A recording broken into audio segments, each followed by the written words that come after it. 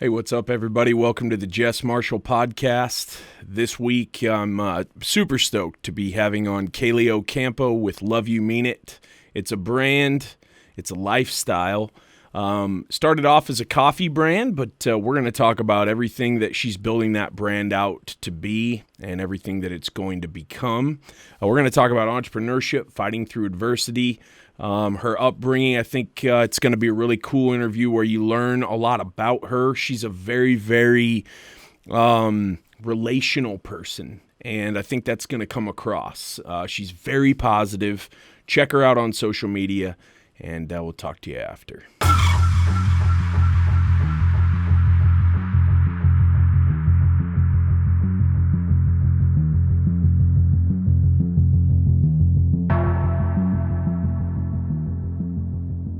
And then my whole company is a marketplace for people to come to.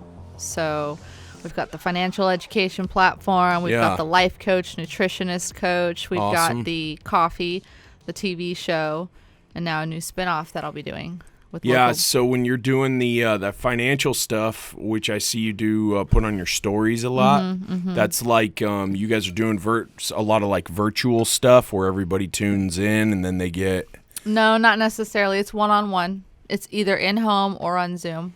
Because of the pandemic, everything's been like pushed towards Zoom. Right. And people are more comfortable with that. Yeah. So we just go over a little blueprint of their current finances and educate them on what they have access to. Gotcha. So, yeah. That's cool. It's nice. And these are all people who are part of or who are in your, I don't want to call it a system because that makes it sound like the Mormon Church or Amway network. Or something. Part of your network. Yeah. And I know you're big on connecting people. Mm-hmm. That's, it says that like 6 or 7 times on your LinkedIn bio. Like you're all about. It says 6 and 7. Maybe not that many. Maybe, I didn't know that. Maybe only 4 or 5. But that you worked in philanthropy connecting, like putting together celebrities and with charities. Yep. Mm-hmm. So how did that start? Yeah. Are we live? Oh yeah. Oh yeah. We just go around here. We didn't even say go. I know we just go cold open because when you say go, people freeze up. So I just like to go. Yeah. No. So I did 7 years of philanthropy consulting, where I connected the celebrities with charities around the world. So basically, charities would come to us looking for that leverage where we can utilize the celebrities' platform and voice for PSAs, raising funds, just a lot of content and marketing, cause marketing services, as well as having them come in and host galas, gift awards, and show up just to bring in the wave of people who we want to drive awareness for that charity. So did that for 7 years. That was a lot of fun. That's where I really learned that I had such a great passion for wanting people to feel a certain way, making them happy. So then I was like, I'm going to do this one day as a business, not necessarily the consulting or the charity or the that particular niche business, but wanting to provide that feeling for people. So you knew where you wanted to get in terms of, hey, I don't know exactly what the business specific vertical is going to be, but I definitely know where I want to get and what I want to do with my business besides just make money, because that's what a lot of people who aren't entrepreneurs but want to be entrepreneurs are like, well, I just want to make money, so I'm going to go start a business. Where a lot of people who have a real entrepreneurial spirit are more like, hey, I actually want to like change some lives maybe. Like I think that seems cool. And then if I get a boat out of the deal, that'd be great. But if I don't, it's not the end of the world. The connecting thing, is that something that you've just always been? Have you always been like just a social butterfly?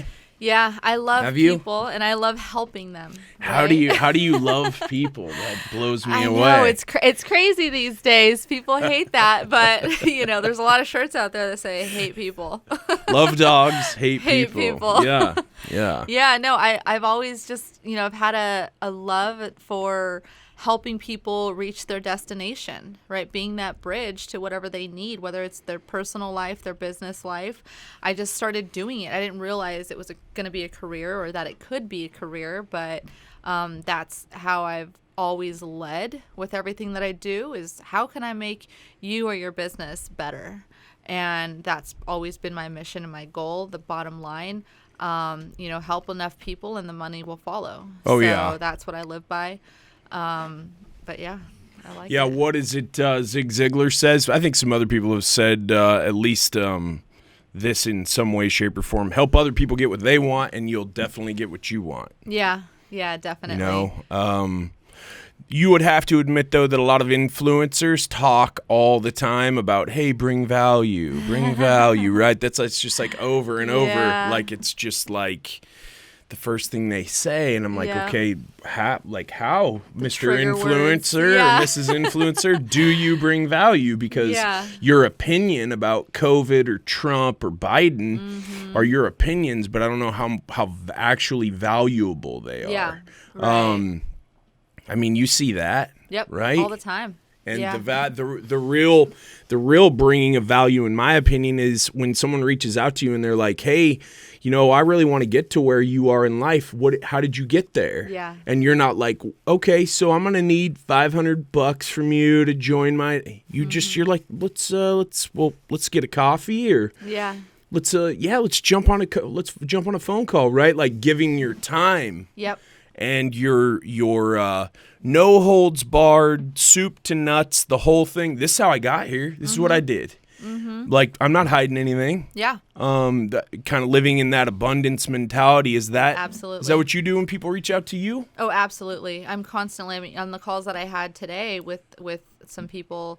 Had nothing to do with, what we're now talking about. Like the initial conversation is just to get to know you. What do you got going on? But I'm always asking, or just catching up with an old friend even. And I'm always asking, what is it that you need right now? What's your most immediate need? What do you need? I can connect you, and I always make sure I tell people, if you need something, anything, doesn't matter how big, how small, what industry, just reach out, because I may have someone in that field that can help you or know someone who does.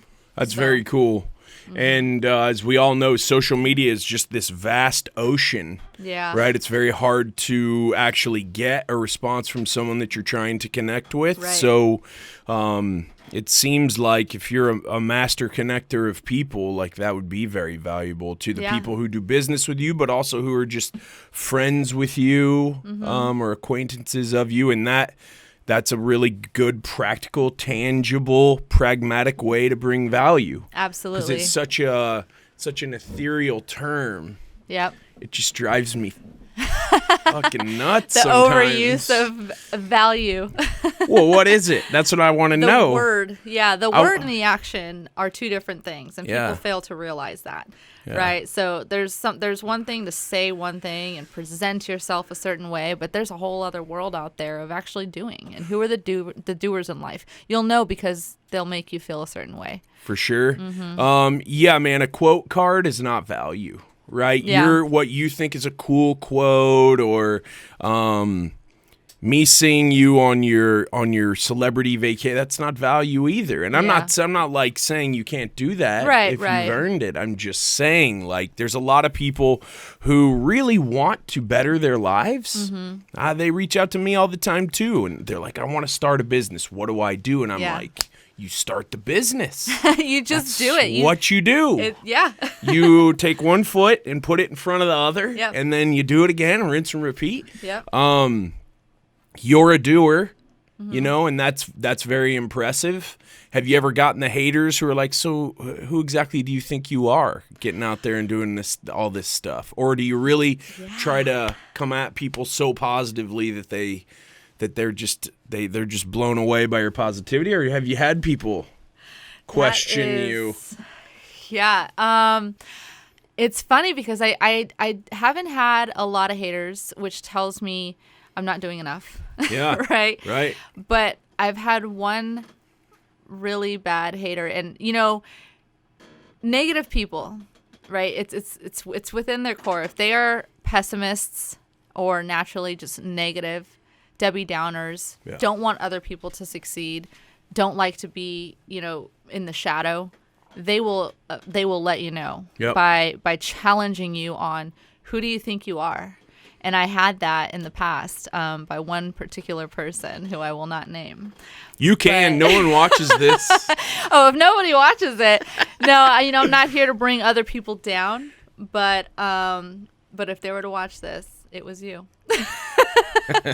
Yeah, I haven't had, but luckily, I don't feed into it. I don't allow it. Right. When you have a no bullshit meter and threshold, you stop it. You nip it in the bud. You stop it before it can go anywhere. Yeah. And that's just kind of how I approach it. You're obviously people who are trying to bring you down. They're hurting, right? Hurt people want to hurt people. Right. So that's where it comes from. It's not them. It's what they're dealing with. Yeah. And so I try to look at that and dissolve that right away. And that's going to be the difference between whether or not they continue to hate on me or me personally, which I don't find a lot of, luckily, thank God. But because I don't want to give people a reason to hate me, right? Yeah. I'm just here to love and give. So not a lot of it I've come across, luckily. I hope that continues. Actually, there's 2 people.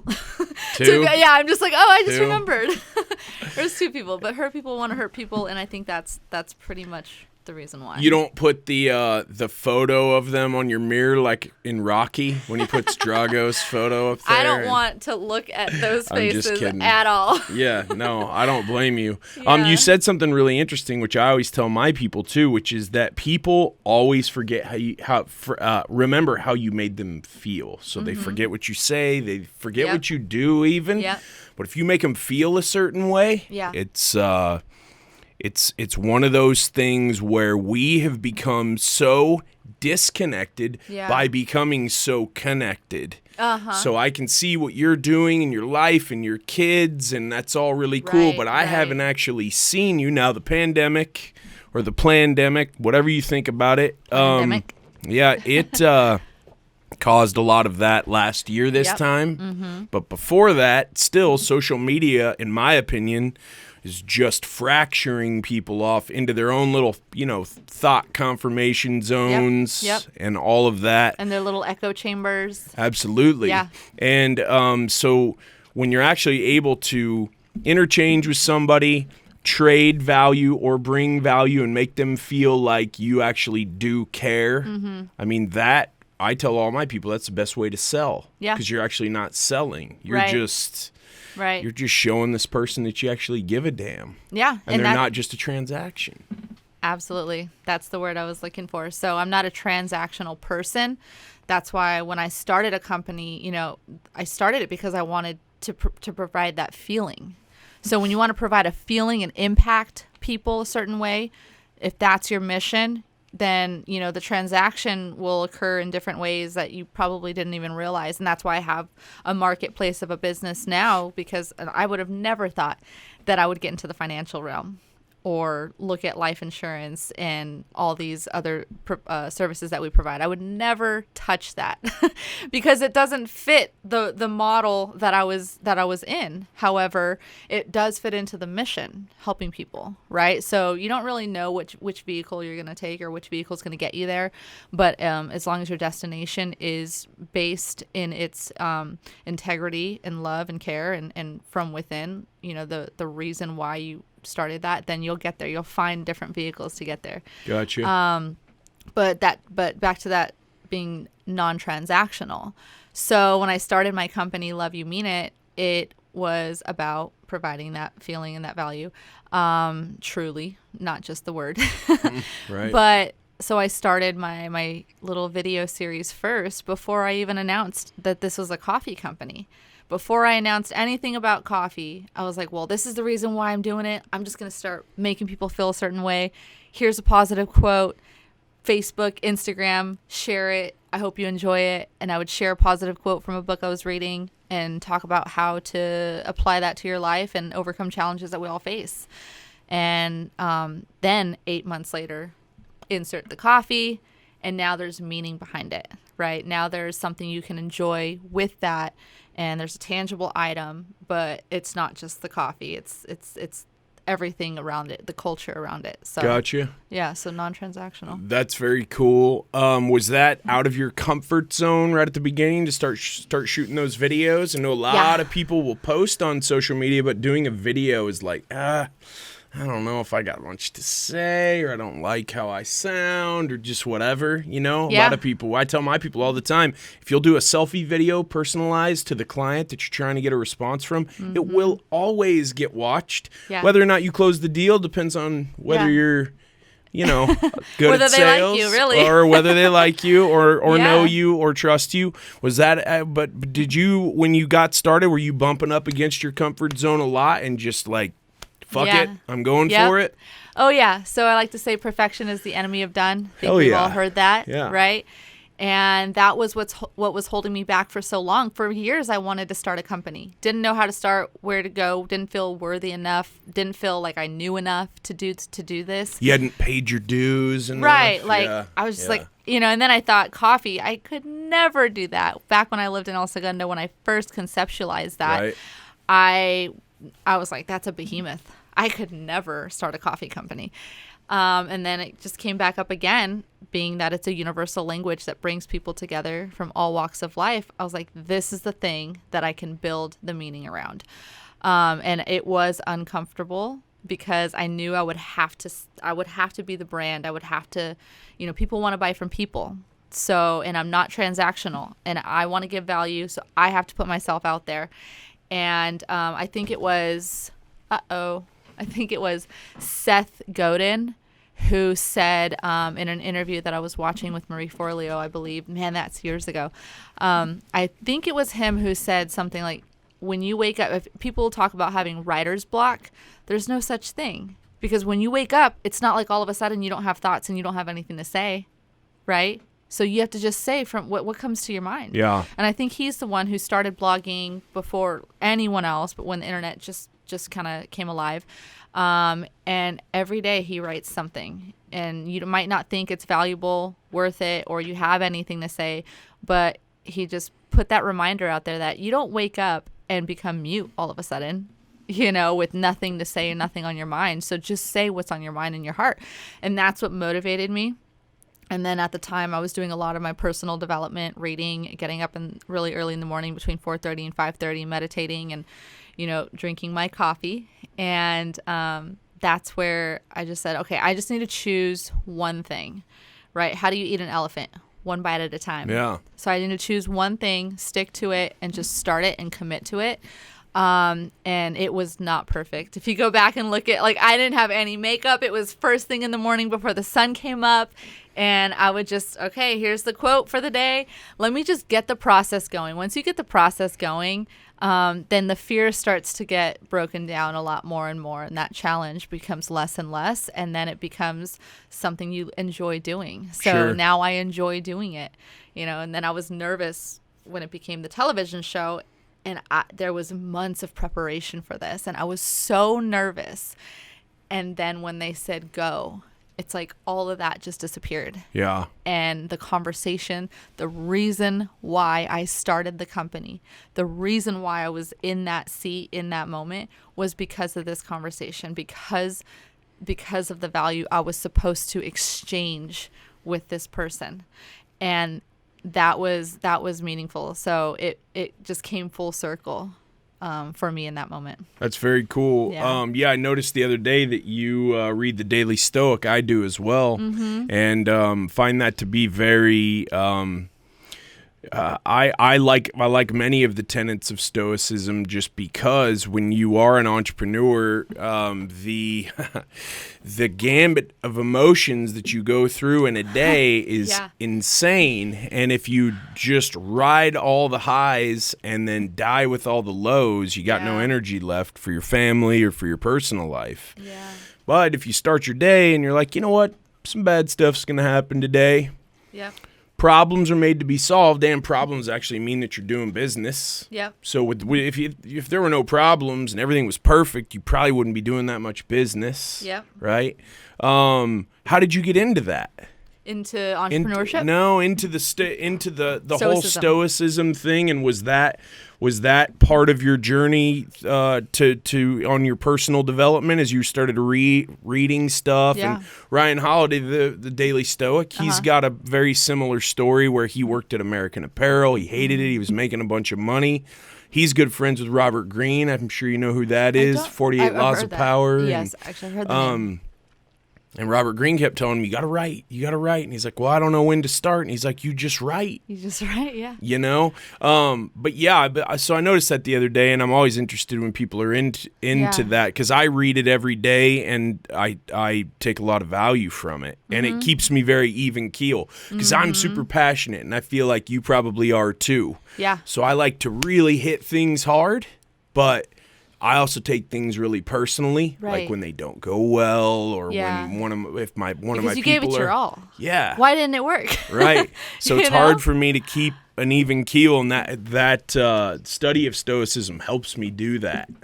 Yeah. No, I started, it is part of the journey. It's all developed over time with me just seeking more and more. So about 5.5 years ago, I started the Tony Robbins thing, diving into that a little bit. And I realized, I think it was Tony Robbins, like his talk on business, that I was interested in initially.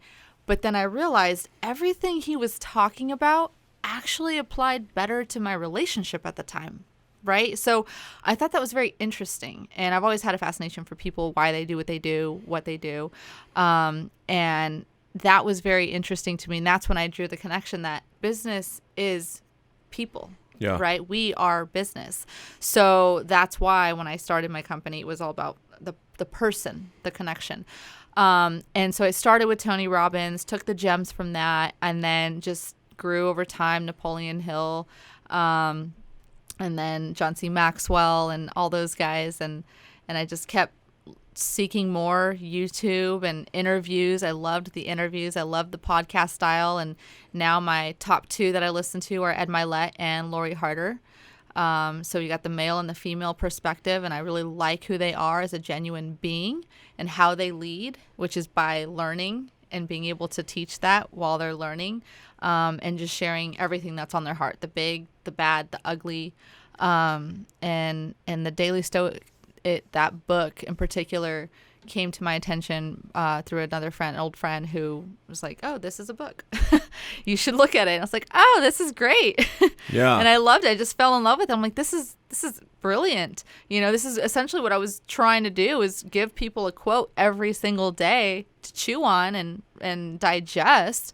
And then that book came along, and I was like, oh, this is perfect. I'm in line. So yeah. I like it. Cool. Yeah. That's awesome. That's a great story. Tony Robbins, a lot of people find personal development through Tony Robbins because he is maybe the preeminent name in that. Yeah. You know, and he does a lot of awesome stuff. He's big on core values. Mm-hmm. Is that something that you have identified in yourself? And are those ever changing, or are they pretty set in stone for you, your core values? The list is ever growing, that's for sure. So the core values remain the same, right? Once you identify what your core values are, which I actually specifically sat down intentionally and said, what are my core values? Party and bank, right? Party and bank. Just kidding. Obviously. Yes. Yeah, but I sat down and I really wanted to know, what are my core values? Because I live by, and you have to live by them, right? I went through They can't be fake. No, you can't say, and that's one thing, that's the reason why I was in a very interesting, not so good relationship for 4 years. Is this one of the haters? Yeah. And so I learned a lot, you know, and being incongruent is something that I learned by observing. And then I learned, okay, well, if you have a value and you say it, what does it actually mean, though, to live it? And that's where I sat down, like, well, let me put that reflection back on me. Like, okay, what are my core values if somebody were to ask? And I sat down and I wrote them out. Like, I'm really big on this, that, and then the list just keeps growing. So after that whole thing ended and now I'm, back in the field and trying to get to know and learn more people and new people. I ask, what are your core values? And then I wait and see if they are manifested in their daily lives, if that's who they actually are. Yeah. So that's a big, big deal. Being incongruent with what you say and what you do, that'll definitely not let people trust you, for sure. Yeah, I mean, actions for sure speak louder than words. Yeah. Talk is so cheap that you may as well, right, just do it. Don't talk about it. Just, if you're going to do something, maybe not tell the world first. Why? Just get out there and get it done. Incongruent, where you see someone that says one thing, but they're just living a totally different way, that it just takes away all of their authority, in my opinion, whether it's in their business or just as a person, and you can't respect that. You know, you don't earn respect that way. Well, you learn about someone when you're in especially a romantic relationship, real fast, because you see someone when they're at their best and we're at their worst. But you also really learn about people when you are in business, because business can become very emotional. The highs and the lows, like I talked about a few minutes ago, but just when the bullets are flying, when we're under duress, how are you treating people? Yeah. How are you treating yourself, taking care of yourself? It's really interesting to stand back and observe people when things might not be going perfectly. Yep. That's a big challenge, and that's a big test for people, right? And if you can get through those little tests that come along, and God will always continue to put tests in front of you and around you and in your work and personal life, and it's your job to accept that you're being tested and what is the lesson that is trying to be taught here. So I try to do that as much as possible and be hyper aware of that, and treat everything as such. Yeah. Is your mindset and your concentration on your mindset, is that something that has developed and grown, or have you, since you were young, realized that, hey, I'm waking up for school today and I hate math, but I'm going to go grind through it because I get to do basketball practice after? That's what would go through my mind when I was 9 or 10, right? Yeah. I'm going to grind through English and math because we got football or basketball in the afternoon, The reward. Yeah. Yeah. How is that? How's your mindset and the development of your mettle mindset? METTLE, right? Like test your mettle. Like, how has that grown? It's definitely strengthened over time, for sure. And especially in the last 2.5, 3 years. I've grown a lot just last year alone. Last year alone, I would say my growth was compounded times 3 in comparison to the previous 4 years. And the mindset along with that, because of the magnitude of things that were falling apart at one time, and the magnitude of the things that were coming together at the same time. So my mental state, my mindset was challenged and pushed beyond limits to really understand how to take in and digest what's happening and to assess it, how to position myself in each of those scenarios, and how to let things go, how to bring things in. So the mindset, it's daily work, right? Growth, I think it's John C. Maxwell who says growth is not, it's not automatic. Those aren't the words he used, but it's not automatic. It's not something that happens naturally. It's not a natural occurrence. You have to intentionally work on every element of yourself. And and it is repetitive sometimes, but when you don't do it, like I notice when I don't do the work on myself, if I don't stop and read the Daily Stoic, or if I don't stop and like turn the TV on, because I haven't had cable in over 10 years, and I don't have time to watch TV, but if I don't force myself to stop and like take my mind off of the go, then I'll feel it. And so you learn to know when that threshold is and what's important to do for yourself in those moments. But But yeah, you have to be intentional. You have to be very intentional with what you're trying to sharpen, and also intentional with the people that you're surrounding yourself with, because iron sharpens iron, and you don't want to be around a dud.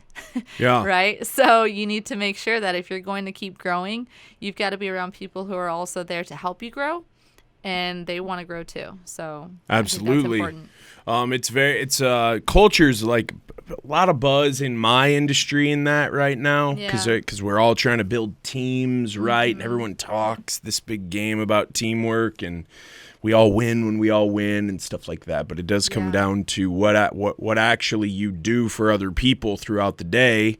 That depends on the health of the team, and culture is super important. You when you're reaching out to or talking to people who you want to bring on board, is that culture thing one of your big litmus tests here? If you're not a team player, if you don't have that coachable attitude, if your mindset isn't where it needs to be, I don't really care what your skill set's like. I need your mindset here, and if it's not, I can't work with you. Is that a big thing for you? Oh, that's huge, and it's something that people underestimate. Big time. Yeah, they think, especially, so people assume whatever they want to assume, right? But a lot of the times they assume you need them. And that's one thing that I don't ever try to give anyone, like, the feeling of. Sekou, what did I say? There are, 7,800,000,000 some odd thousand people in the world. Yeah. Just in case anyone's ever trying to convince you they're irreplaceable. Yeah. Yeah. Right? I just said that literally you.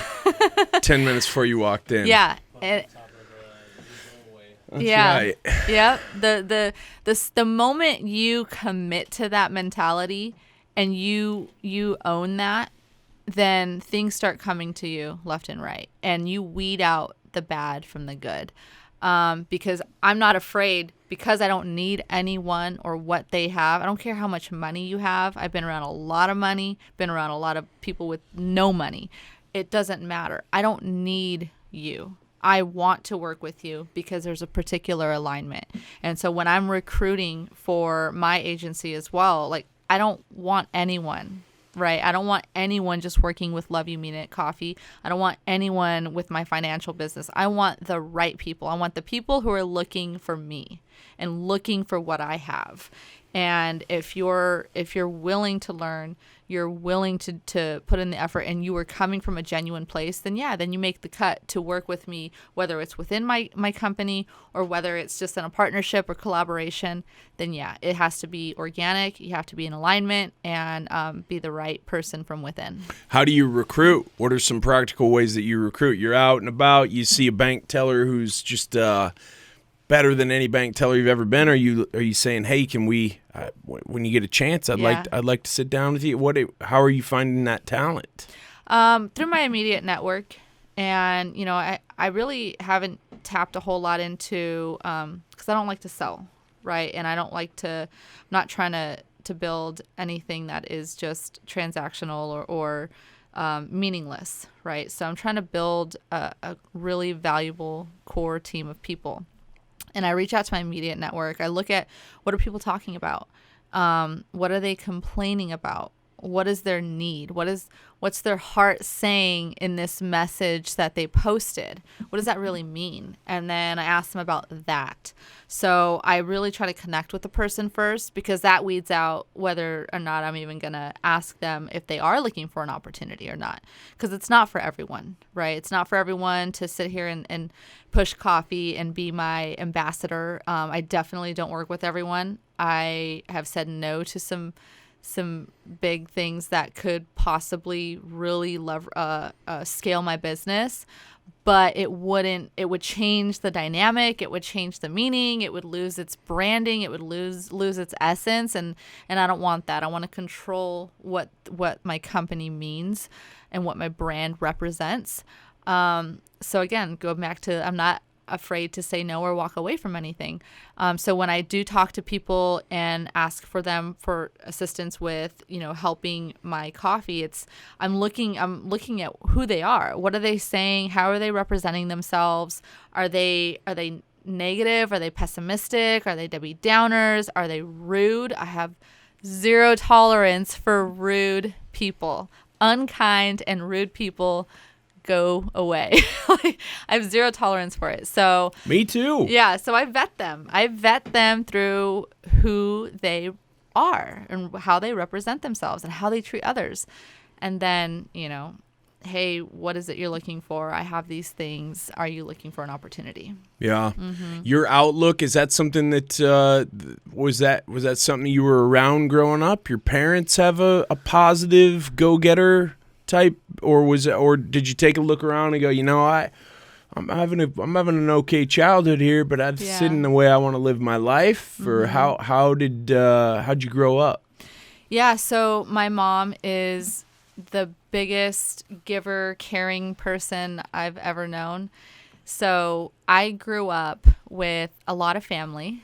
Southern California, we have very traditional, everyone has lots of kids, lots of love, lots of birthday parties, family oriented, and I love that. And some people struggle, right? And so we would be the people who would come in, my mom would come in and help everyone everywhere she could. And I've had cousins, nieces, nephews, brothers, sisters live with us growing up, and that taught me the power of doing for others. And so that was huge. That was instrumental in becoming who I am today. And just learning observing how people reacted when other people were talking to them. So, for example, when I was growing up, I played softball since I was 4. So I was coached my entire life from 4 to 18. I did competitive softball, was my number one passion. So I got the discipline part of it, right? And then my mom was disciplinary, so she disciplined us, and we had rules and all that. And then she was very kind and very giving, so that was very instrumental. But then growing up, as I got to observe more adults when I was in my early teens or preteens, I would look at how people were reacting to things that were coming at them, and if it was a good reaction, I would look at who that person was and what they did. Was it what mannerisms, what words were they using? How were they speaking? And I would kind of just hold that in my back pocket, and I would try to mimic those things that gave a positive feeling to someone. So that is kind of how I've molded myself and have been molded by my influence around me, my mom and my coaches. That's awesome. Yeah, watching winners win. Yeah. And then doing what the winners did to win. Yeah. There's a lot of influencers who've said this, so I have no idea who coined the phrase, but success leaves clues. Mm-hmm. So a lot of what you see is not what produced that win or that success. Yeah. There's a lot of behind the scenes, under the surface, however you want to say it. Yeah. Effort and grinding that goes into actually getting that W in the win column, right? To the coaching thing, have you had mentors in business who you've been able to, so I've had a couple of people on here say didn't have a mentor, they had an anti-mentor, right? Like this person who they did everything the opposite because this person was so bad. Yeah. And by doing everything the opposite, they were able to experience serious success but have you had someone that could coach you? Because when especially in business, when you have someone coach you, it compresses the time between the start and the win, and it cuts out all of the learning on the fly, making mistakes. What's your experience been with the mentor thing? Have you had a few? Have you not? Have you seen people that you like what they did and you sought them out and you were like, hey, I really want to meet with you, and maybe you got a cold shoulder but you kept going at them, or you found somebody else? What's your approach there? That's interesting, because that's actually a current situation in my life where I just sat down with somebody who I admire her tenacity, her work ethic, the way she carries herself and her success. And it was the first time I said, I want to be mentored by you. I've never actually said that to anyone. I have a great network of people. And this is why I continue to connect with people on a deeper level, is because unbeknownst to them, I'm being mentored in that moment, right? And I'm being mentored over the time period that we are in communication and friends. So I'm continuing to observe and learn by everyone in my immediate sphere of influence, additionally through reading. So the personal development books, the Napoleon Hill, the Stoicism and whatnot, and the podcasts that I listen to, that's my mentorship. So that has been my schooling, a lot of it in the last few years as an entrepreneur, gearing up to be an entrepreneur and taking that initial step of starting a business and then quitting my day job, which I probably shouldn't have done because COVID happened. That's another story. Gotcha. But then also during that transition and this whole ride. But unfortunately, I haven't been able to read as much. I haven't made more time for it since I've been growing and expanding and had a lot on my plate. I'm still a one-man shop with, help in certain areas, but really ultimately I'm running all of it, which I want to try to get away from. So I am recruiting, right? Yeah. So, but yeah, so it's a daily educational thing. You have to be a lifelong learner, a student of life forever. And the reading, going back to that, the reason why I said that is because the reading, and I forget who it was that really pointed this out to me. I think it was Tony Robbins who mentioned that these books that these experts write, that's years of knowledge that compounds into however many hours it takes you to read that. Years of knowledge, experience, lessons, wins, losses that you get to take and run with. And that helped me a lot getting started, for sure. Yeah, a book is it's that distilled hard alcohol, man. It's the good stuff, the top shelf, right? Mm-hmm. It's everything that author had to say, but then also everything that the editor was like, nope, invaluable, right? For real. I mean, lots of authors don't like their editors, but the editor makes that book, super valuable. Yeah. So reading is important. The coachable thing, though, and the always wanting to learn and improve and stuff like that, not everyone's like that. Yeah. They're just not like that. No. Would you attribute a lot of that to your experience in team sports and the fact that you could see that, man, my coach tells me if I do this, I'm going to do better at this, so I do this, and whoa, I got better at that, and you could... this is why I think team sports are so important for young people, because it's a microcosm of life, and I'm way into rugby, and it's so important to face down that adversity and to fight through the pain and to push against your comfort zones and to remain coachable. And it's a prerequisite at my company. You had to have played a team sport at least a high school level, and I want you to have done something in college, or I'm probably not going to hire you, because I need people who are as thirsty for knowledge and improvement as I am. Yeah. Is that in you something that's also grown, or have you always been, you said when you were young, you were watching winners win and taking gems from them. Has it just been something that's just been a part of your DNA since you were young?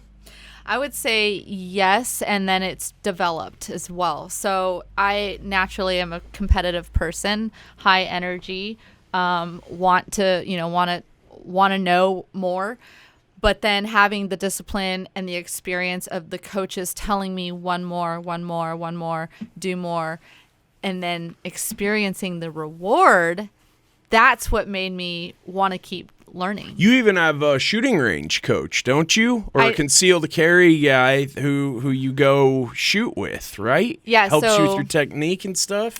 I don't have a coach right now for that. We're working on putting that together. Cool. It's a former U.S. Marshal, and she is adamant about teaching women. So we're figuring out how to make that happen and where we're going to go. So that's exciting. Yes. That's awesome. I just got my LTC, so excited. I got it on my birthday. Don't mess with this gal. Yeah. Hey, you're in the right state for it. So. I know. Yeah. I love shooting. It's something that I have this weird, interesting bucket list and goal. I want to hear about this. And one of the things I really have always aspired to be is basically Angelina Jolie from Salt or Wow. Mr. and Mrs. Smith. She's got so much class and she's got so much skill in those movies. So She does. I would love to have that and just the secret weapon. That's awesome. Yeah. We need to get you behind a sniper rifle. I know. Yeah. That's cool. I love the AR. That's my favorite. That's the one that I like. Well, it should be. Yeah. Yeah. That's awesome. Do you own one? I don't own an AR. Well, I know some I have people. Access, I know some people who could build one personally. for you. Yeah. I've got a guy that. building one for me right now. So. Oh yeah, I would love that. If I could build one and create it and etch it. Yeah. Yeah. Get a collapsible stock on that thing, and a compact but long enough barrel so it's accurate. Mm-hmm. So it's safe to say that you're a Second Amendment supporter. Absolutely. Ooh, right at the camera. Ooh. And you say you don't like to sell. For the record. Yeah. We should get you connected with Colin Noir on Instagram. Do you know who he is? He's been on Joe Rogan's podcast numerous times.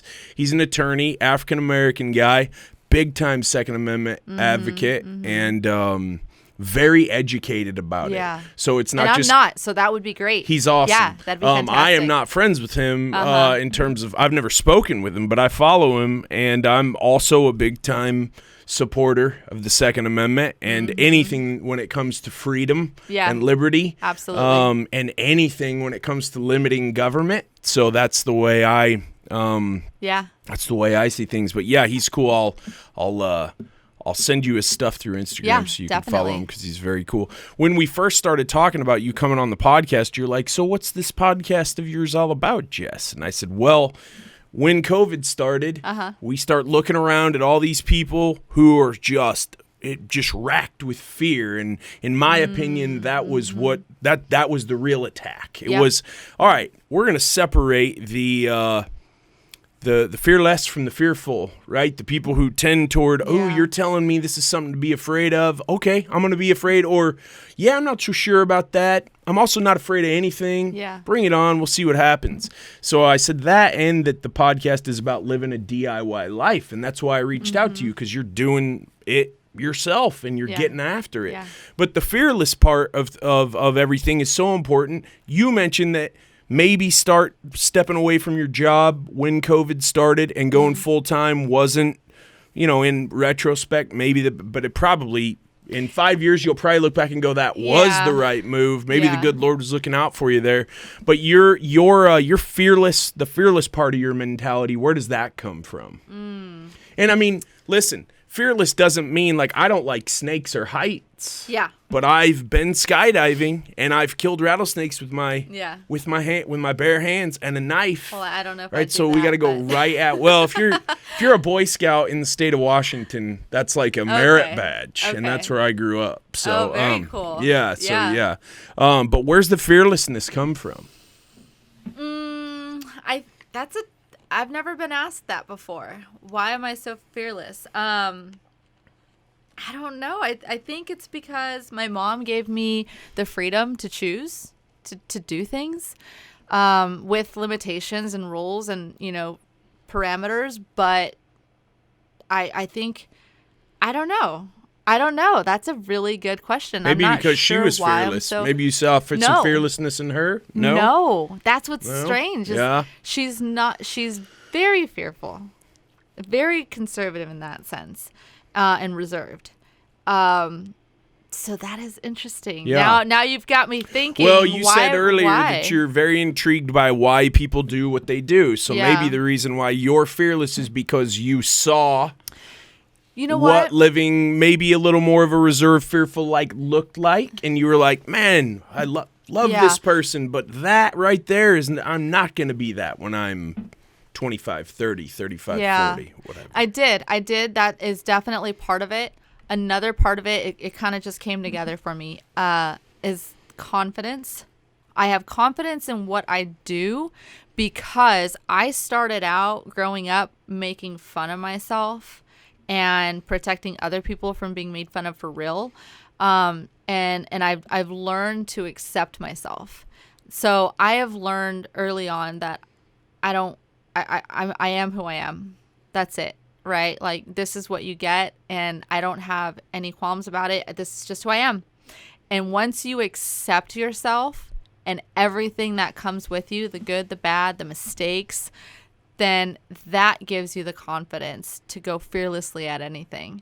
And then knowing that I've connected with really great people, and I've continued to surround myself with really good people, so that if I don't know the answer, or if I get myself in trouble or something happens that may not be the result I'm looking for, I will have that support. So I think that's what gives me the confidence to be fearless. Yeah. That's awesome. I think, too, that confidence and fearlessness comes from taking action. Mm-hmm. And I think that being productive creates an empowerment. You know, when you're like, I really want to get there, but then and that's all you ever do. Mm-hmm. I don't care if it's, I want to read 10 books this year. And that's going to take me 10 pages a night for 365 days. Or I want to run more, or I want to lift more weights, or I want to eat better. Well, that comes down to what you do right now, today. Yeah. You can't go, I want to earn $150,000 this year, and then earn that all in, the last week of the year. Yeah. For 52 weeks, you got to put it in, and you got to put a W in the win column. Consistency. For 52 weeks. Yeah. The other thing that confidence is built from is promises that you keep to yourself. So when you were thinking, hey, I want to start a business, I don't know exactly what the business is going to be, but I know what I want it to do, and I know what I want to do with my life, and then you actually follow through on that. Mm-hmm. Can you talk about how empowering it is to actually just take action? I'm talking about little things like designing your business cards. Mm-hmm. I'm talking, that's simple. That takes 20 minutes on Vistaprint, maybe $40, and now you got but those little tiny building blocks, you start building those up, especially as an entrepreneur, and you start feeling way more powerful, way faster. Yep. Yeah, no, and back to what I said it earlier, how do you eat an elephant? One bite at a time. Yeah. That was one of the most valuable weird things anyone has ever said to me when I first heard it, but it meant so much. And every time I felt myself becoming overwhelmed, I would think of that and, okay, one bite at a time, just do one thing. I had wanted to start my company years ago. I didn't do it. I wasn't ready. I didn't know. I wasn't enough, all those things.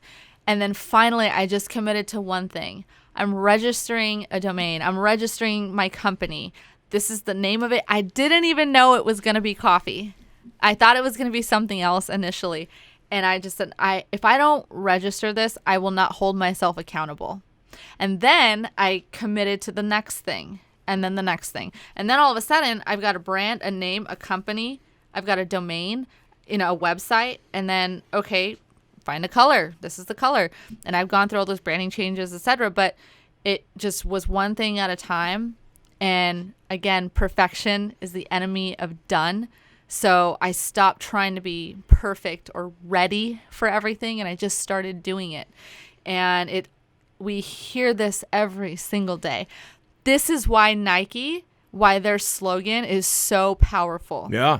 Because it resonates with everyone. 100%. It's what all you need to hear is just do it. Okay.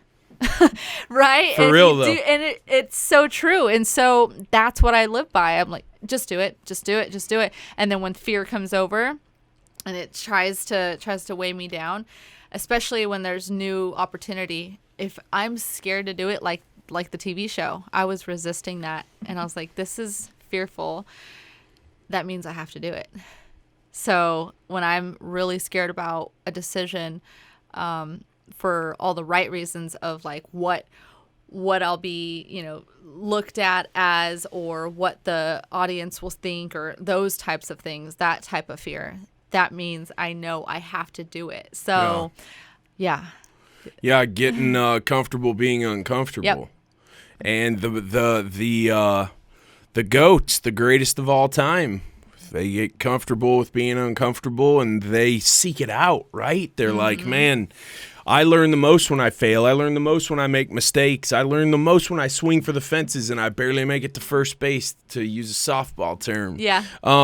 And Tom Brady still finds all the articles from all the haters, posts them all up there. Tom Brady's over the hill. Tom Brady can't get it done. Tom Brady won another fucking Super Bowl without the greatest coach of all time. Yeah. Who didn't even make it to the playoffs. Yeah. Because he's fueled by the desire to improve. You know, they hate losing way more than they love winning. Yeah. So they're just going to do whatever they have to do to get there. And it's something that you see. It's, again, success leaves clues. You just see it over. It's repeating in people who are wildly successful. And I don't know about you, but I don't really have any interest in just being mediocre, living a mediocre life, or just being mildly successful. What's the point? Let's go bass fishing, right? Yeah. Like, that's not. But if I was doing that, bass fishing, I probably want to be the best bass fisherman. You know what I mean? So getting after it is. I'm passionate about that because you do only get one life, and if you don't take advantage of it, that's on you. You know, and if you wait for the perfect time to start, that time will never come. Yeah. And so many people suffer from paralysis by analysis. They just sit there and wait and mull it over. And then their mind, which we don't realize this, but a lot of times our minds are trying to kill us and defeat us. Always. And they don't realize that. And your mind is going, nah, you can't, you're not worth, what do you mean start a business? Yeah. No, you can't do that. You don't have the credentials, you don't have the pedigree, you don't have the resources, whatever it is, you know? What did you study in college? Sociology. There you go. It was, well, I was fascinated with people, but it was also like the easiest thing I could choose when I wasn't sure what I was going to do in college. And then the last year in college, I was actually taking a hip hop theater class. Very interesting. Very cool. Yeah. Dr. Kirby Hines. And it was very interesting. And he did this annual show every year at UCR, University of California in Riverside. And I was like, I don't know what I'm doing. I don't know what I'm doing here. Like, I probably want a communications degree. Don't know what I want to do. I know that I want to help. So I just started helping. And then that's when I realized this is the career path. Don't know how it's going to happen. Don't even know that this has a title around it, how to make money with it. But I'm going to keep helping as much as I possibly can. So I started helping him. We produced this amazing show. Super, super awesome. And I wish I had video content of it. I could probably try to find some. But I just helped him enhance it, right? What do we need to make this bigger and better? And that's where it started, was in college. And, you know, I got a sociology degree, but, you know, and that helps because it helped round out all my thought processes around people, why they do the things that they do. But ultimately, it was from within. And when you start, helping him just by taking action, improve this, class course system? Is that what then catapulted you into connecting people, celebrities with philanthropies right after college there? That's right. That just took you from one to the next? Yeah, really, pretty much. I got on Facebook. I had finally gotten access to Facebook because at that time it was, you know, limited. Yeah. Zuckerberg was... I just took a bath right here. Hold on. Did you? Yeah. It's all good, man. I decided it was really hot in here. I'm going to pour some water all over the chair. It does get a little warm in here. Yeah, it definitely led me to... It gave me satisfaction helping him with this annual production that he would put on for the city, not just for the school. And it was held in a museum. Doesn't matter. But I liked knowing that I was able to connect those dots. And then I just fell in love with that process and the feeling that it brought, and the fact that because I did X, Y, and Z, like, look what they were able to accomplish. And then I got on Facebook and I started networking, like charity work.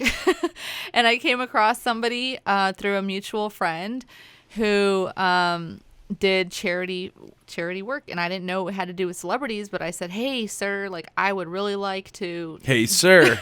yeah, do more. What can I do? He's like, what do you want to do? I was like, I don't know, I just want to help. And so he's like, come meet me. And so I was living in Riverside. I'm from Orange County originally. Okay, let me give you some perspective. If you know Southern California, there's LA, and then there's Orange County, then there's Riverside, right? And you got San Diego, the beaches. So I never had gone to LA in my adult life, ever. I didn't know anything about it. But he's like, yeah, come meet me at in Beverly Hills. And I was like, okay. My little naive self, everyone's out to win and help people and be nice. And so I went out there and we met at this posh restaurant, Villanova, owned by Lisa Vanderpump, who's on Housewives of Beverly Hills. Mm-hmm. And so I walk in just excited, like I'm going to do charity work. And he's like, hi, nice to meet you. His name is Todd. This is my friend Lisa Vanderpump. And I was like, hi. And he's like, she just wrapped up the first season of Housewives of Beverly Hills. I'm like, I have no idea what that is because this was the first time I had heard of it. Or I think Orange County was out at the time. But anyway, I remember shaking hands with her, the owner of this restaurant in Beverly Hills. I feel way undervalued, right? And she like stops and she looks me up and down like, what is this thing? Yeah. I just walked in because I was like sunshine, rainbows, happy, naive, here to just help. It was the funniest experience looking back, but I was so excited. Fearless, right? Had I known everything I was going to be walking into, probably would have been a little more timid. But I was just excited to help and learn and find out what I can do next. And so we sat down, we chat, and that's where it started. I volunteered, and that's that first event that I volunteered at. It was awesome. We're checking in celebrities, and I'm like, why? I don't even know why this is happening, but I'm noticing chaos happening in the background. So I left the volunteer table and I told the other volunteers, like, wait here, do your job, I'll be back. And I went to Todd and I said, hey, I noticed a couple things that could be enhanced, fixed to kind of streamline this so you can be on the front end and I can work the vendors and all this. And he's like, yeah, go ahead.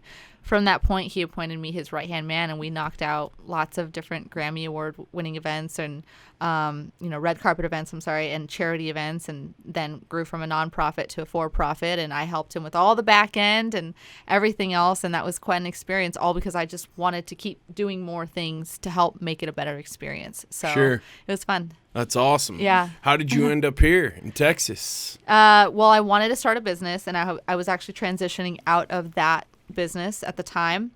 I wanted to grow and learn more, and I was getting complacent doing what I was doing. It was fun, but it wasn't rewarding. I didn't know much about business. I was just doing it by getting my hands in there, and I wanted more mentorship. I wanted a different perspective, a different industry. And so I just said, it's time for us to part ways. And at that time, I was with someone who was from Texas, and he wanted to move back. And I was like, this is the reason I wanted to go. Like, this is the reason I needed to move out of California.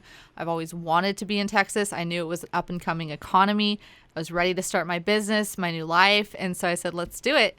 And so we came out here, and I got to it, and I stuck to my plan, and I started my business, and I just really started, meeting a lot of people and getting my roots grounded here. Yeah, that's awesome. Yeah. How long have you been in Texas now? 4 years. 4?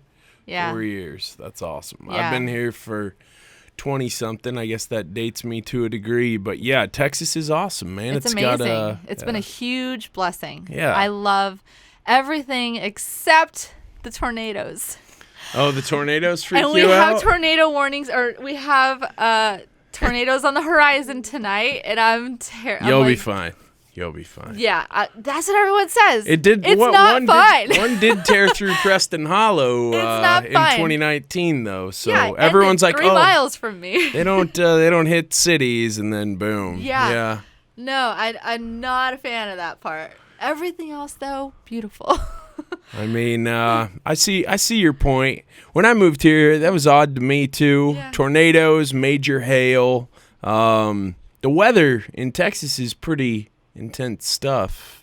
It really is. Y'all got your own sun. Y'all. It seems like it.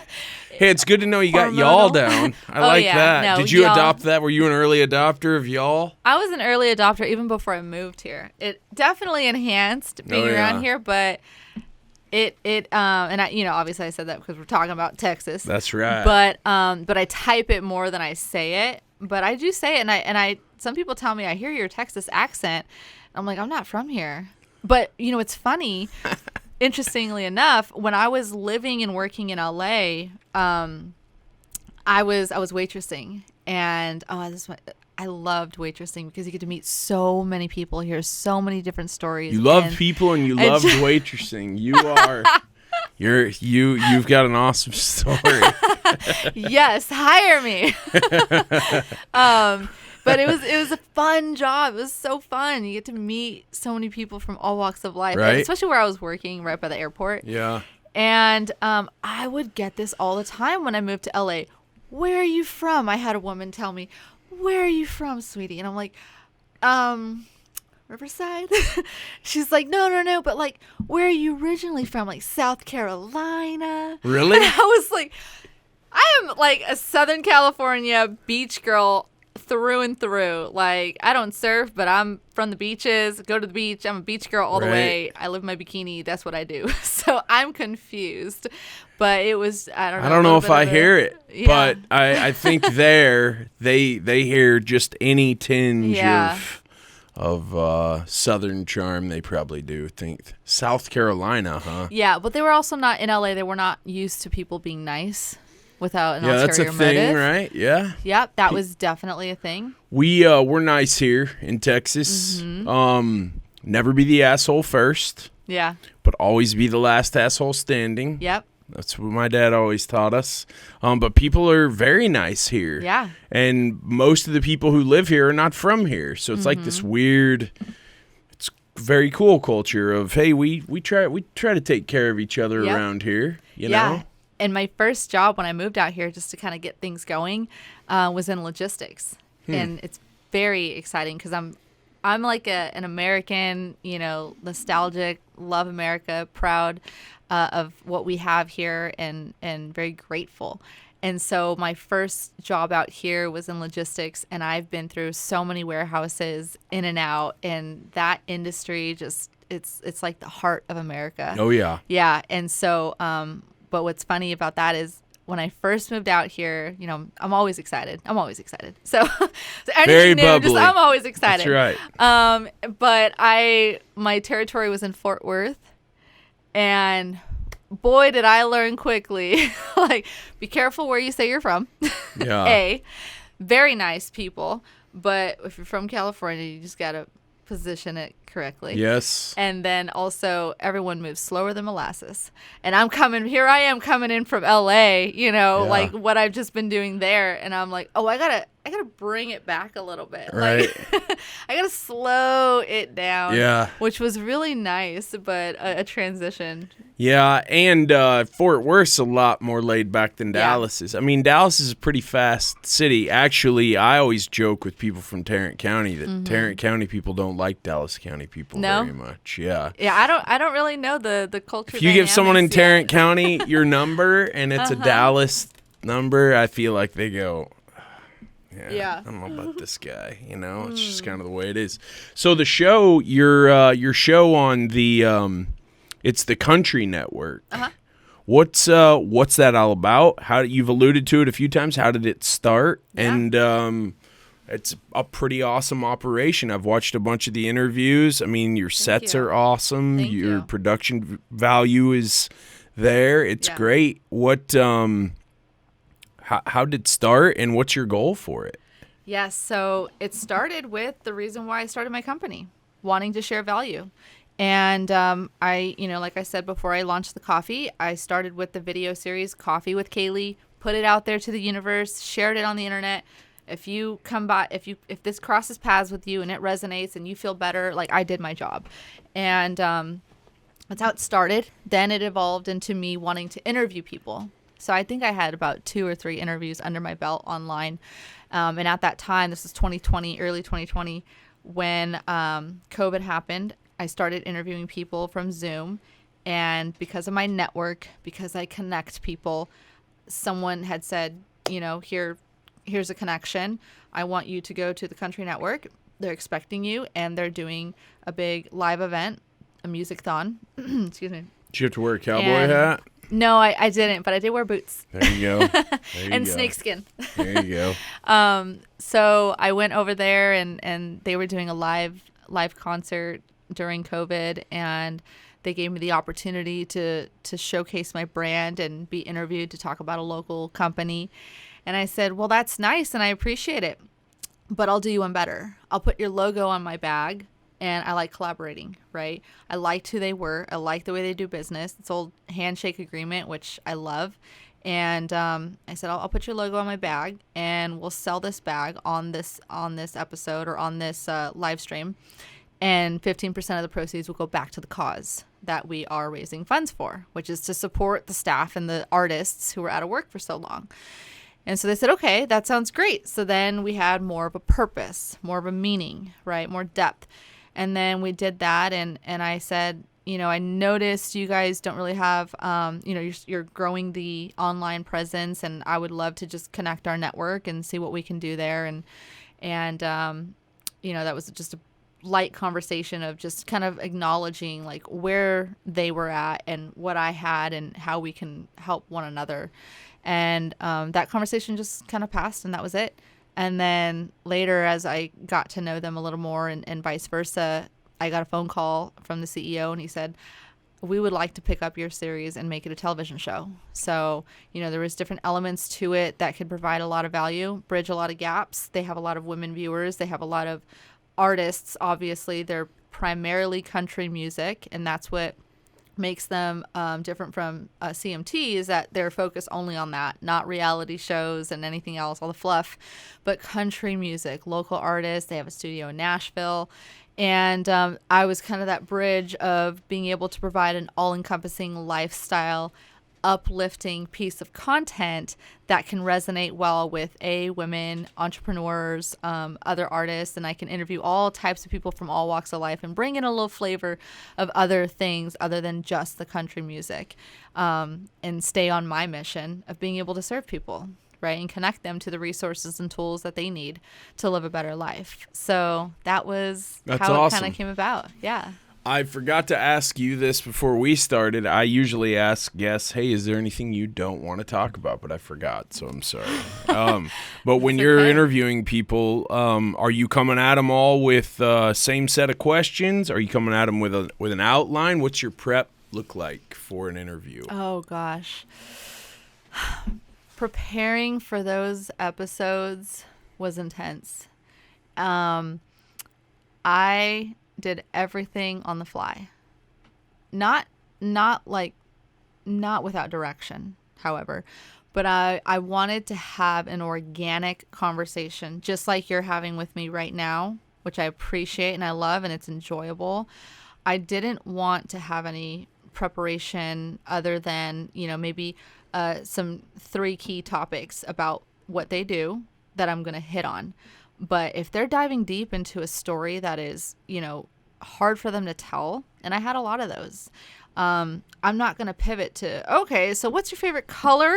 I'm not going to just go to the next question, segue. Like, this isn't what do you think about tornadoes? Segment. Yeah. Yeah, this isn't the news. Right. Like, this is real people, real conversations, real experiences that if I don't dive deep into what they're talking about and what's on their heart, we're not going to provide value. Question and answer is great, but there's a time and a place for it.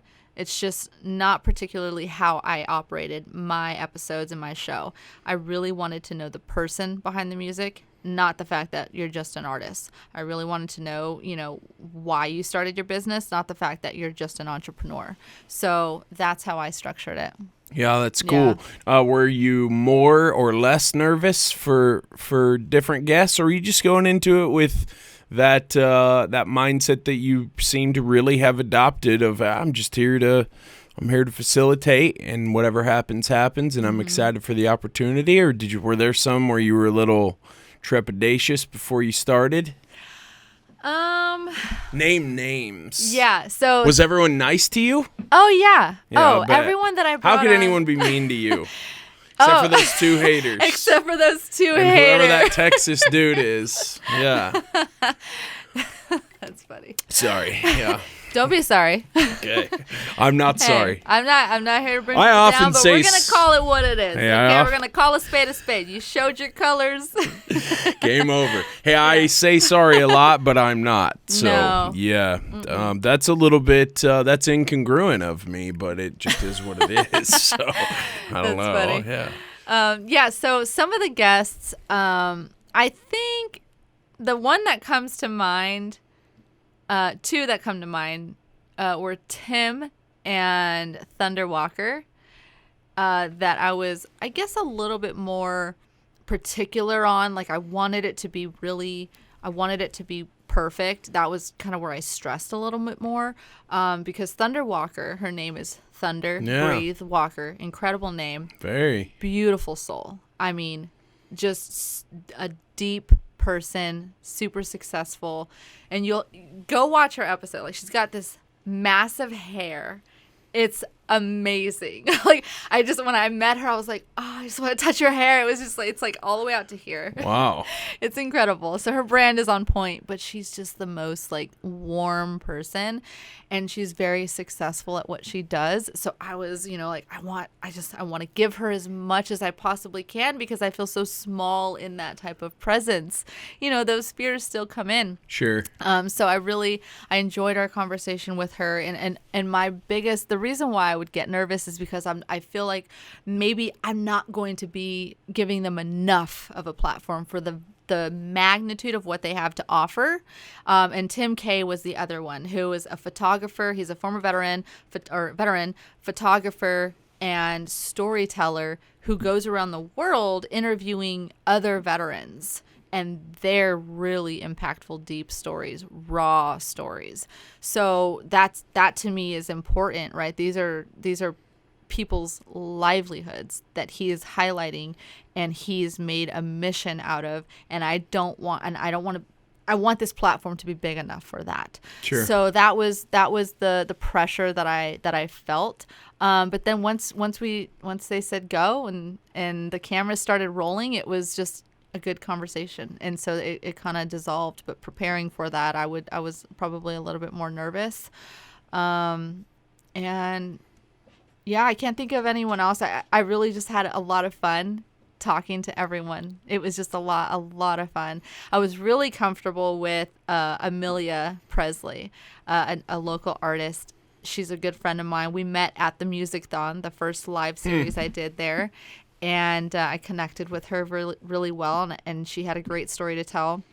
So we were comfortable. She was actually the first episode that I shot, and I was so nervous, but I was so connected with her, and like we're good friends, and so I felt more comfortable in it. Like we could just do whatever, and it's okay.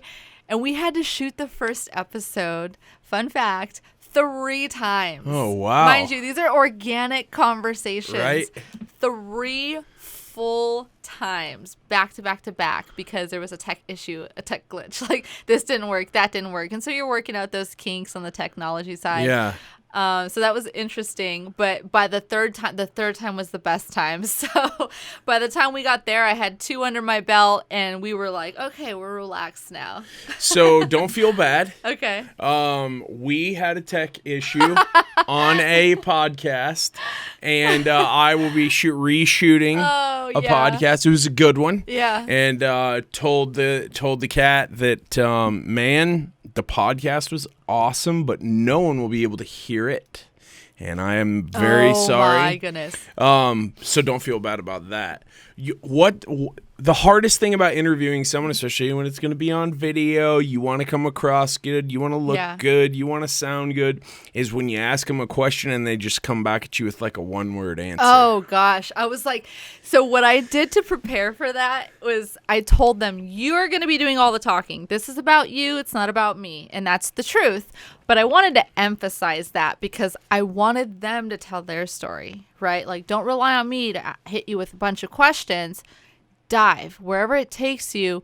go with that, and that's going to give us that raw, valuable content, right? And that truth. So luckily I didn't have too many of those. I don't believe, I can't remember many of them, but that is the hard part. Yeah.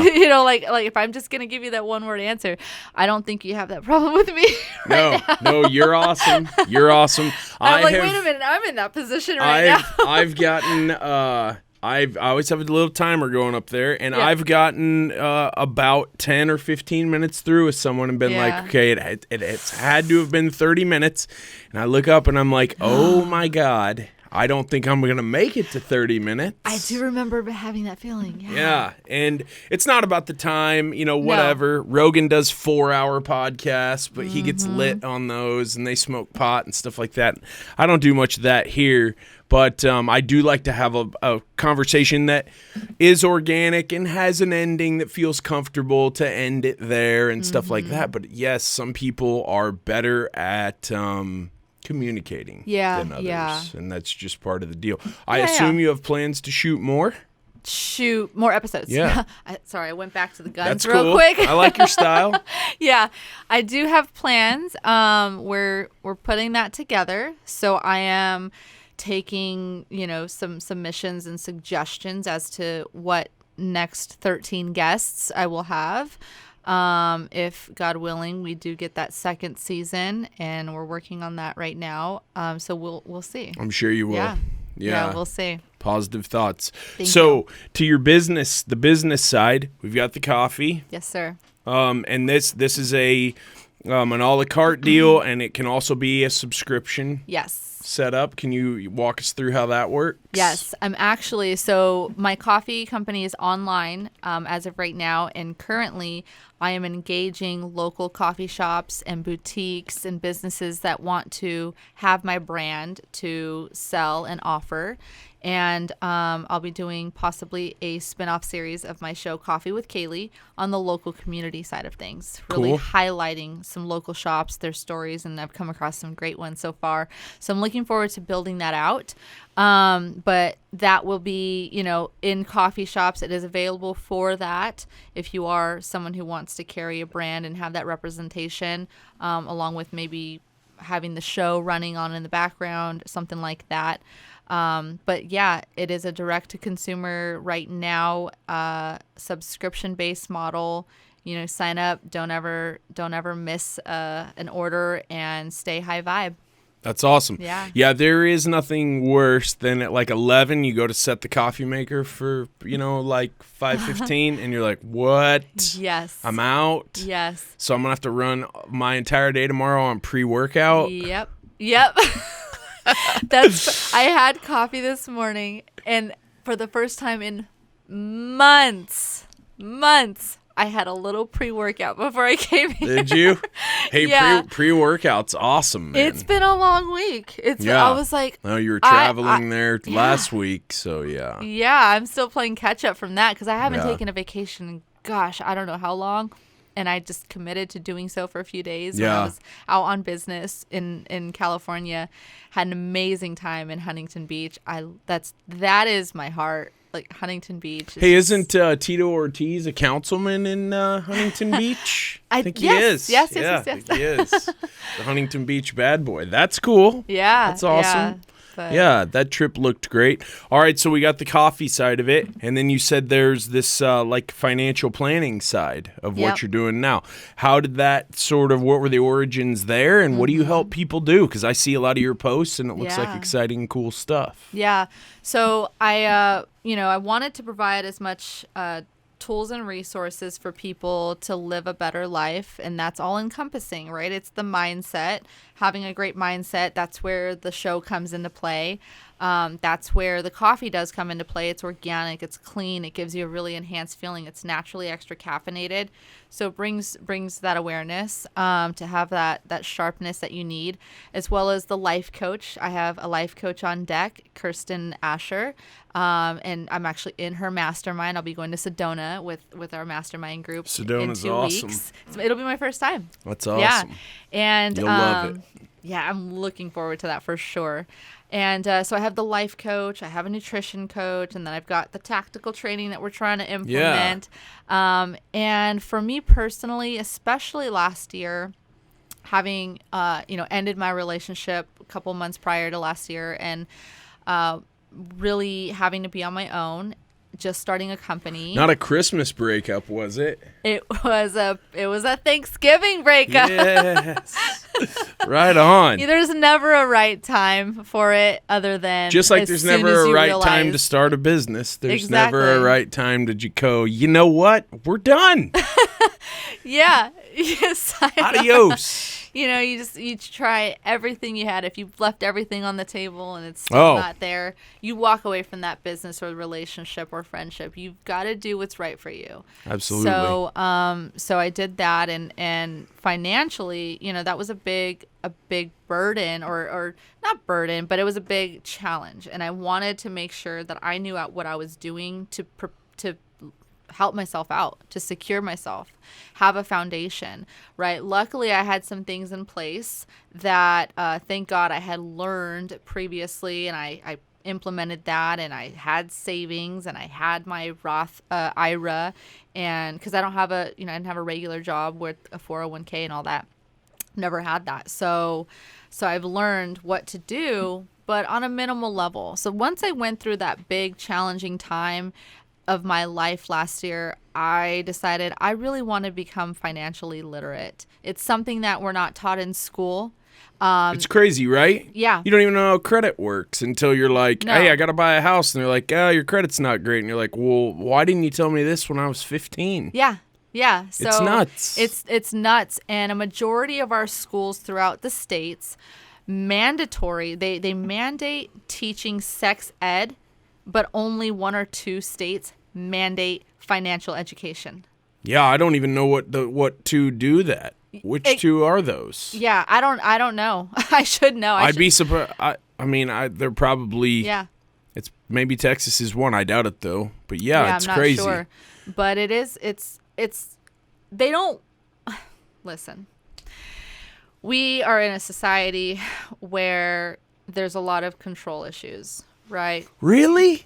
Yeah. You didn't know this? Wow. God, I feel misled. Yeah, perhaps you might feel misled. If you've ever felt misled, you must live in America. Yeah. So we grew up in the Industrial Revolution, where we created people who learn to listen, abide, and do what they're told. And do obey. What they're asked. Yes. And obey. That's right. And, now we live in the new world where we have more entrepreneurs than ever before. We have more access to a lot of things. And we realize we have a mind of our own. More people can be heard unless it's between like October 25th and January 8th. Mm-hmm. Then they can't be heard on social media. But yeah, you're right. Absolutely. Yeah. And so part of that is making things that are simple sound complicated. Yes, let's lock you into a 30-year mortgage. Mm-hmm. And you got 2 kids, man. Yeah. Starting your own deal, that's absolutely out of the question. Yeah. Just keep going to that job for the next 30 years. Mm-hmm. Have a nice life, pay your mortgage, pay your taxes, and we're good to go. Yeah. Right. It's sad. We've been told this is exactly what you need to do in order to retire by 65 when you can't do anything because you're too old and tired. Right. Right. And when, by the way, the federal government is supposed to be taking care of you through a Social Security system that is completely broken. Mm-hmm. Mm-hmm. So even if you do everything the way we tell you to do it, by the time you get where you're going, there will not be what you thought there would be to take care of you. Not at all. I mean, even the simple fact that 401ks are taxed 30%, a lot of people don't realize. It's trash, man. So if you have a 401k and you think, oh, I'm saving, and you see this, well, guess what? That's not all yours. That's and right. Guess what? By the time you actually get that money, what are the taxes going to be then? Mm-hmm. And if it's at the wrong time that they say, then you're taxed an extra 10%. So that's almost 40. So that is 40%. That could be 40% of everything that you've worked so hard for in this job to have this nest egg, this security when you're done working. It's not going to play out the way you thought it was, right? The way it was sold to us. And there are things, there's tools, and there are products that are so simple and available to people that if you just knew what they were and you knew how they worked, you would be able to surpass that 401k. 100%. Additional, have your money diversified and growing for you, utilizing compound interest. So what we do is we focus on the financial education. It's a very simple process. We educate you. Hey, you as a single mom, you as a family of 2 newborns, like you twins, I'm assuming. Yeah.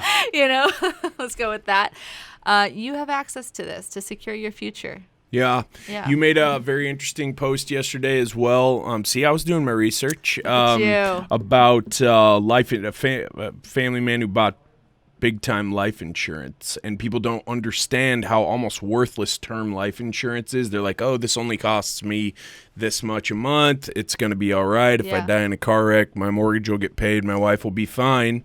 Where they don't understand that maybe if you set up life insurance that was based on like a mutual fund or something like that, and then by the time you get to the age where you no longer need the life insurance, you can cash that out. The tax implications are much lower. It is about education, and people are so busy just making it right now. And the stats are mind-bending about how many people don't save because they can't save. They're overextended.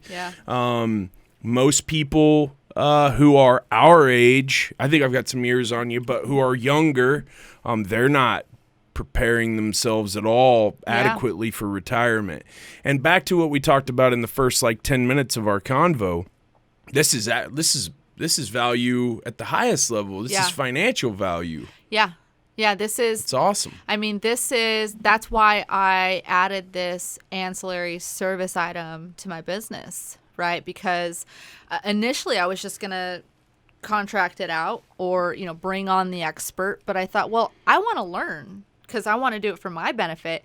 And if I can teach this to people, then that's a game changer. Then I'm right in line with my mission. So it fits right in line with my mission, helping people live a better life. That includes your finances. Right? So people are afraid to talk. That's a big part of it. That's for sure. Kind of a big deal. Yeah. And, the thing that separates the wealthy from the non-wealthy is education. The more you know, the more you and your bank account grow.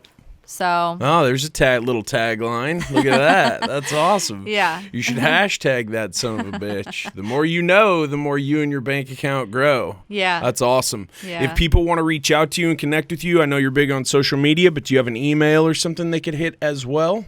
Yeah, you can go to loveyoumeanitbrand.com or email me at Kaylee, Kali, at LymmyCoffee.com. That's LYMI coffee.com. Kaylee from Cali. Yes. Not Cali from Kaylee, because that would be weird. How did you come up with the name of the brand? I used to say that a lot. Love you mean it. So again, I didn't know it was going to be coffee that I would do and create. And when you registered your domain and your LLC or your S Corp, was that the name that you registered? That's cool. Love You Mean It LLC is the name of my company, and I knew it was going to be more than just one thing. And now look at it. It's grown into quite a lot of different things, and it's a marketplace to where you come to find what you need to live a better life. Well, that's awesome, and it's quintessentially you, if that's something that you always said before. Thank you for your time. Thank you I appreciate so much. it. Absolutely. I appreciate it. Good times. Is so much fun. Most definitely. Thank You bet. That was awesome. Kaylee's a real pro. What a great interview. Wow, what an awesome gal. Super effervescent, a lot of energy, and that positive mindset, that's something that we need more of these days. And I reached out to her because I noticed that she lives a DIY life and she lives a fearless life, and I admire that. And I want to talk to more people like that. I hope you enjoy these podcasts. I have a lot of fun putting them together. If you want to drop a comment below, I'd love to know what you think. Good or bad, it's all good. I got thick skin. You can also hit me on Instagram anytime at Jess from the Northwest, or email me live at autographconstruction.com. Thanks, y'all.